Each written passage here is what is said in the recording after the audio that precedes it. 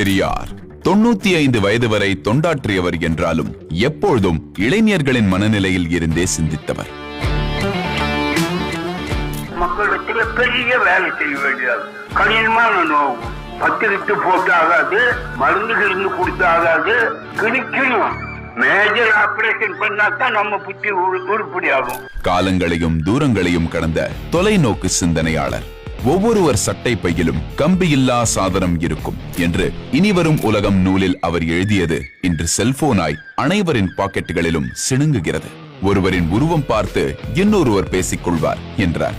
இன்று நாம் வீடியோ காலில் உரையாடி மகிழ்கிறோம். புல்லட் ரயில் முதல் டெஸ்ட் டியூப் பேபி வரை அவர் கண்ட கனவுகள் நனவாகியது என்றால் கடந்த காலத்தில் காலூன்றி எதிர்காலம் நோக்கி பெரியார் சிந்தித்ததால் தான். எல்லோரும் தான் தமிழில் எழுதினார்கள், பேசினார்கள். ஆனால் எழுத்து சீர்திருத்தம் மட்டும்தான் எதிர்காலத்துக்கு உதவும் என்று சிந்தித்தவர் அவர் ஒருவரே. பெரியாரின் எழுத்து சீர்திருத்தமே கணினிக்கு ஏற்ற மொழியாக கன்னித்தமிழாய் மாறியது. பெண்கள் பேண்ட் அணிய வேண்டும், பெண்கள் கிராப் வெட்டிக் கொள்ள வேண்டும் என்ற பெரியாரின் வார்த்தைகளை இன்று நம் கண்முன் யதார்த்தமாய் கண்டு மகிழ்கிறோம்.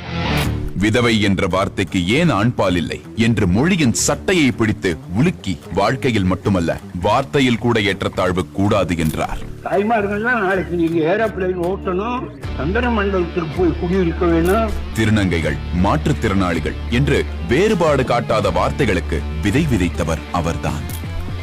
கோயிலுக்கு வெளியே நிறுத்தப்பட்டவர்களை கருவறை வரை அழைத்துச் சென்றவரும் அவர்தான்.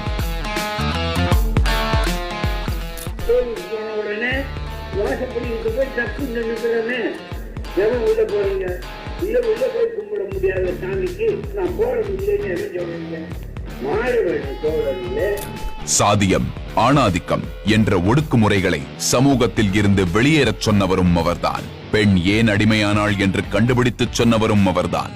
ஆணாதிக்கத்தின் அத்தனை வடிவத்தையும் கண்டிக்கச் சொன்னவரும் அவர்தான். 50% பெண்களுக்கு உத்தியோகம், 50% ஆண்கள். நம்ம நாட்டுல ஒரு ஆபீஸ்க்குள்ள 100 பேர் உத்தியோகத்தில் இருந்தா 50 பேர் பொம்பளைங்க இருக்காங்களான்னு கேட்கணும். இல்லாவிட்டா அதை போடுன்னு சொல்லணும். அப்ப பெற்றவங்களுக்கு ஆண் இருந்தாலும் பொண்ணு இருந்தாலும். தன்னால் உருவாக்கப்பட்ட பேரறிஞர் அண்ணாவால் சுயமரியாதை திருமணத்திற்கு சட்டப்பூர்வ அங்கீகாரம்.